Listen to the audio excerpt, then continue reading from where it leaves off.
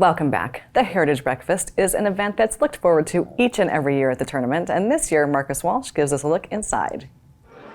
We're here at the Sonesta Resort for the 26th annual FCA Heritage Breakfast. I'm Marcus Walsh. Joining me now is the winner of the Sir John Scott Memorial Award, Eliza Jane Coulter of Hilton Head High School, one of the fantastic golfers on the Hilton Head High School girls golf team.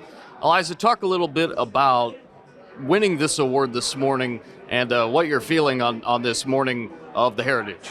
I'm so very blessed and to get this award during one of the greatest weeks with Heritage, and it being Holy Week is just really, really special, and I feel really grateful that I was able to come here and be nominated and win this awesome award for such a great cause and for all the works that I've done. Talk a little bit about your leadership role on the golf team, certainly from a physical level, but as we know from hearing some of the speakers this morning, there's definitely a spiritual level to being a leader on your golf team as well. Yes, sir. So I've been playing golf on the team for 5 years, and I started on the very bottom of the totem pole, just like many 8th graders would, and I had worked my way up, and it was quite a challenge, and being able to defeat many odds, and with COVID and everything, and being able to lead my girls in a positive manner and always being encouraging is something that's really important to me, and to encourage everybody on the team no matter their skill level. So that's been a very big part of my leadership role as team captain and encouraging the girls. Gloria and Alan Lacoe joining me now. They certainly have a lot to do with this day and with the Boys and Girls Club as well, sponsoring some of the kids. Talk to us a little bit about what this day means for you in terms of being here and the kids' participation with the Boys and Girls Club. Well, it's just really so cool. We've been doing this for over 15 years probably. And it got started, actually, I was on the board at the Boys and Girls Club at that time, and I just thought it was a great place where they could listen to people, first of all, for their testimony, but to see that, it's beyond what they see on TVs for some of these pro golfers that are out there. It's very encouraging to see, 10 or 12 kids. We've had 2 tables here for a couple of years, or 15 years, as Gloria said, so it's wonderful that the kids want to come and be a part of this. It's a big part of our lives, and we want to make it a part of theirs. I'm joined now with Ethan Simpson, one of the volunteers with the Boys and Girls Club for this event. Ethan, talk a little bit about your experience with the Boys and Girls Club. I mean, my experience, I've been there for about 9 to 8 years. It's pretty fun over there. Been there for a long time. And Mr. Bernard, I had to wake up at 5:30. He told me about the Heritage, and I was like, oh, okay, I'll come. So then I came here. It was a lot of inspiration about these professional players and golf players about it, and I was inspired by them.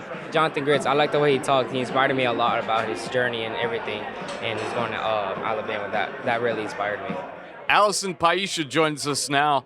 Allison, talk about what the most inspirational thing that you learned from today was. I feel like I've been getting closer. I feel like from now to this day, I feel like I'm gonna be more open-minded and start getting closer with God. Because I wasn't really open-minded, but because of this, I feel like it just woke me up or something. So I feel super welcomed to be invited to this breakfast. Mr. Bernard has helped me so much throughout my whole journey.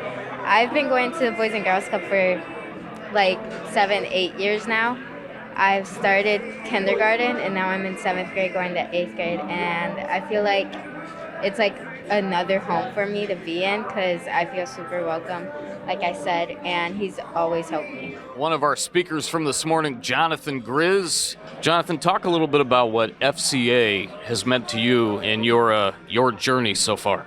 Yeah, it's meant the world to me, honestly. Just to have, an organization that, excels your faith, pushes your faith, and gives you the opportunity to share your faith and the Word of God to others is not, nothing's more important than that. And I've been able to get involved with FCA and just have the ability to speak at events like this, and just throughout even high school doing huddles and FCA huddles. I talked at the middle school, Hilton Head Middle School, a little bit ago, and just having that opportunity and just for kids to come together and to grow in their faith is something that money can't buy. Talk a little bit about some of the ways that your faith and certainly the game of golf have coincided. I mean, it's 1 and 1 really. I mean, God is number 1 and golf is number 2, and I wouldn't be able to do number 2 without number 1. Golf is a very nerve-wracking game. It's a long sport. It's really hard. But God's my rock. He's my strength. And when I go out there and I'm under pressure, I will rely on Him, and He's my strength, and that's all I really need. And I fail sometimes in golf because I'm an imperfect human, but God is the reason why I can get up every single day. So For now, this is Marcus Walsh for WHHI-TV's Daily News. Let's send it back to the studio. Thanks, Marcus. Well, another tradition that the tournament wouldn't be complete without is the opening ceremonies and the famous cannon shot. Bob Stevens takes us into all the action after a quick break. Stay with us.